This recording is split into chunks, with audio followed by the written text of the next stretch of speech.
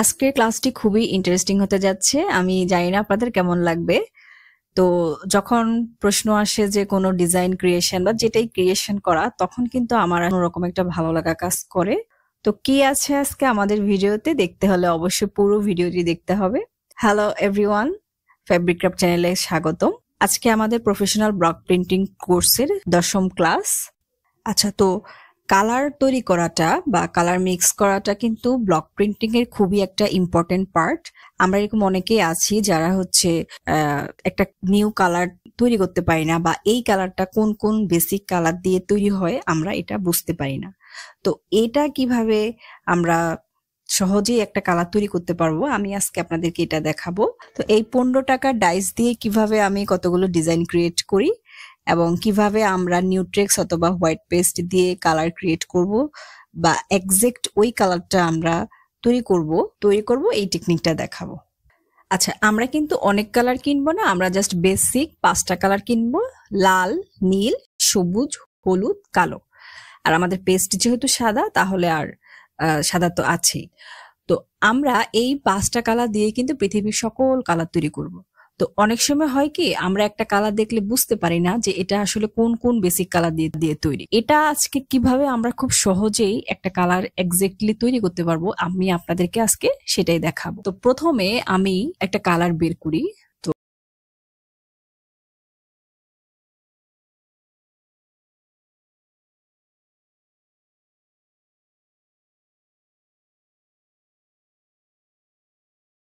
তো এখানে অনেকগুলা কালার আছে, যেমন এই যে চার্ট আছে, এখানে গ্রিন শেড, ব্লু শেড।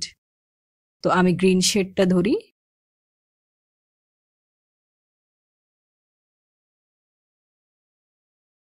আচ্ছা, তো আমি এই কালারটা তৈরি করব। হ্যাঁ, আর্মি গ্রিন লেখা, ঠিক আছে। তো আমি এবার চ্যাট জিপিটিতে যাব। আচ্ছা, তো চ্যাট জিপিটিতে আমরা লিখবো যে ব্লক প্রিন্টিং এ, আচ্ছা, ব্লক প্রিন্টিং এর জন্য কিভাবে বেসিক কালার দিয়ে আমরা আর্মি গ্রিন কালার তৈরি করব, আমরা এটা লিখে সার্চ দিব। এই যে দেখেন,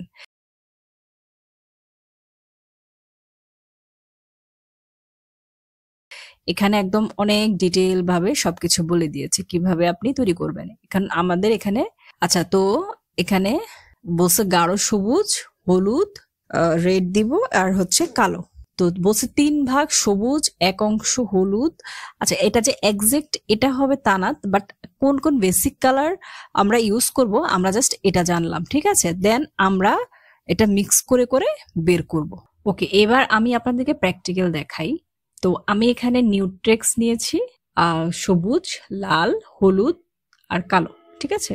তো আপনারা কিন্তু অনেকগুলা, আমি বারবার বলি, অনেক কালার একসাথে দিয়ে দিবেন না, তাহলে কিন্তু কালার নষ্ট হয়ে যাবে, আপনার এক্সাক্ট কালার আসবে না। তো অল্প অল্প করে আমি কালার নিব আর মিক্স করে দেখব যে আমার ওই কালারটা আসছে কিনা।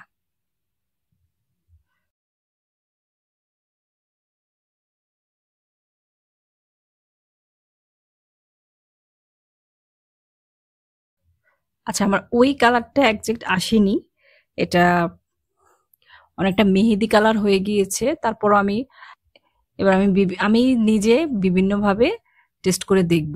এরপরে যখন আমরা কালার ক্রিয়েট করার মাঝে মাঝে কিন্তু আমরা আবার কাগজে স্প্রেড করে দেখব যে আমাদের এক্সাক্ট কালারটা হচ্ছে কিনা, কিন্তু এটা এক্সাক্ট কালারটা হয়নি, যার কারণে আমি আরো মিক্স করব। তো এটাতে এবার আমি একটু ইয়েলো আমার কালারটা আসছে না, তো আমি এবার একটু ইয়েলো বেশি করে নিলাম, ইয়েলো, একটু রেড দিলাম।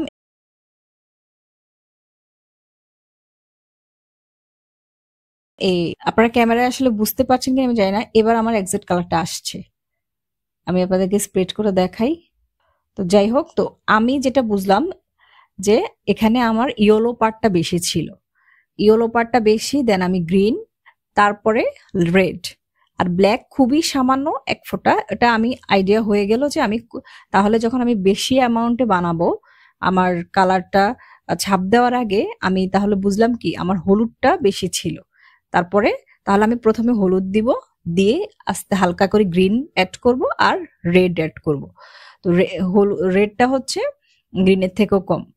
তো তাহলে এটা আমার আইডিয়া হয়ে গেল। আমরা এইভাবে প্রথমে অল্প একটু করে কালার মিক্স করে আইডিয়া করে নিব যে আমরা আসলে কিভাবে তৈরি করব, এরপর আমরা বেশি করে তৈরি করব, ঠিক আছে।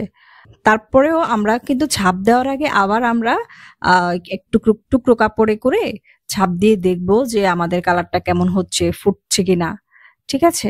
আবার আরেকটা দেখাই, অনেক সময় হয় কি আমরা কালারের নাম জানি না। তো তখন আমরা যখন কালারের নাম জানবো না, ওইটা আমরা কি করব, স্ক্রিনশট তুলে নিব, একটা ছবি তুলে আমরা চ্যাট জিপিটিতে আবার এরকম দিব, তখন বলবো যে এই কালারটার নাম কি এবং এটা কোন কোন বেসিক কালার দিয়ে তৈরি করা যাবে।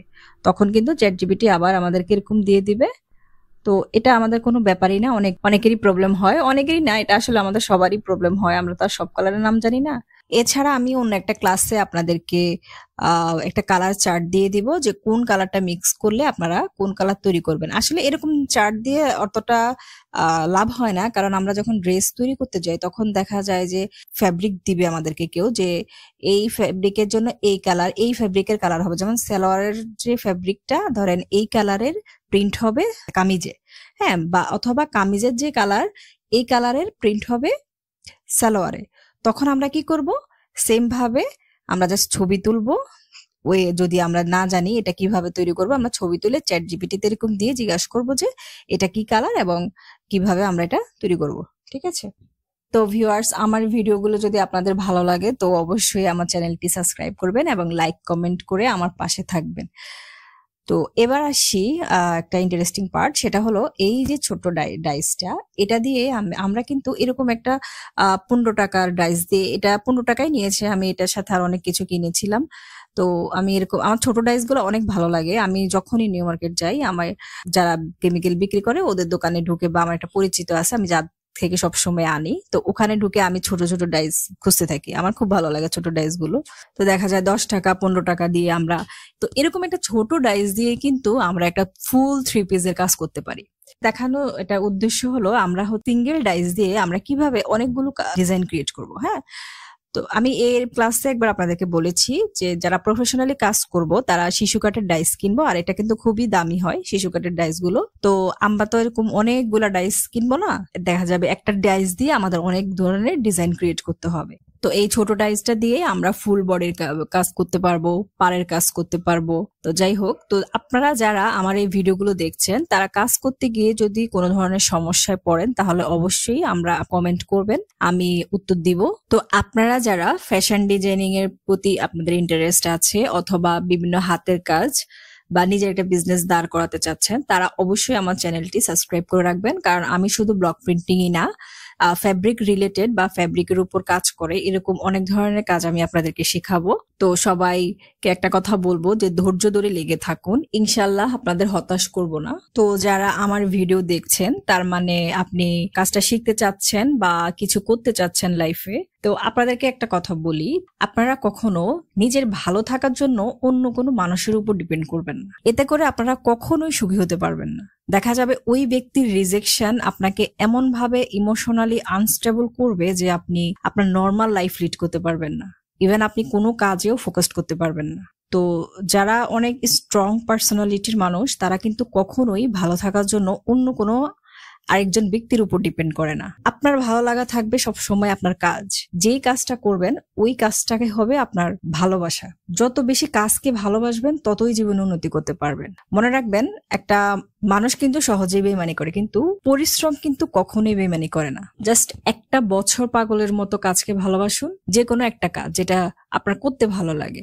আজ করব কাল করব ভেবে ডিলে করবেন না, জাস্ট স্টার্ট করে দিন। বা কে কি ভাববে, এটা হয়তো বা আপনি যে কাজটা করছেন আপনার কাছে মনে হতে পারে যে এটা অনেক ছোট, বা কেউ দেখলে অন্য কেউ আমাকে নিয়ে হাসাহাসি করবে, এটা কখনোই ভাববেন না। হাসুক, অন্য লোক আপনাকে নিয়ে গসিপ করতে পারবে, আপনাকে নিয়ে হাসি ঠাট্টাই করতে পারবে, কিন্তু আপনার বিপদে কিন্তু তারা আসবে না। জাস্ট একটা বছর মন দিয়ে শুধু কাজ করুন, এদিক ওদিক না দেখে অনলি কাজে ফোকাস থাকুন। দেখবেন একটা সময় পর আপনার শুভাকাঙ্ক্ষীর অভাব হবে না। তারপর দেখবেন কাজের প্রতি আপনার একটা নেশা হয়ে গিয়েছে, আপনি দেখবেন অবসর থাকতে পারবেন না। তো যারা আমার ভিডিও দেখেন তারা যেন হতাশ না হন, বা আমার ভিডিওগুলো দেখে যেন আপনাদের কোনো ধরনের টাইম ওয়েস্ট না হয়, বা আপনারা যেন যাই শিখেন তাতে যেন ফোকাস থাকতে পারেন। তো আমি এই জন্যই কথাগুলো বলি। তো দেখেন, একটা 15 টাকা ডাইস দিয়ে এটা কিন্তু আমি একটা বডি ডিজাইন করতে পারবো, তারপর এভাবে লাইন টানতে পারবো, আবার আমরা গলার ডিজাইনও করতে পারবো। ব্লক প্রিন্টিং কাজটা কিন্তু আসলে খুব মজার। আমার কাছে হাতের কাজের মধ্যে সবচেয়ে সহজ ব্লক প্রিন্টিংটাকেই মনে হয়। তো যাই হোক, আজকের ক্লাস এই পর্যন্তই। দেখা হবে আমাদের পরবর্তী ক্লাসে। ভালো থাকবেন সবাই।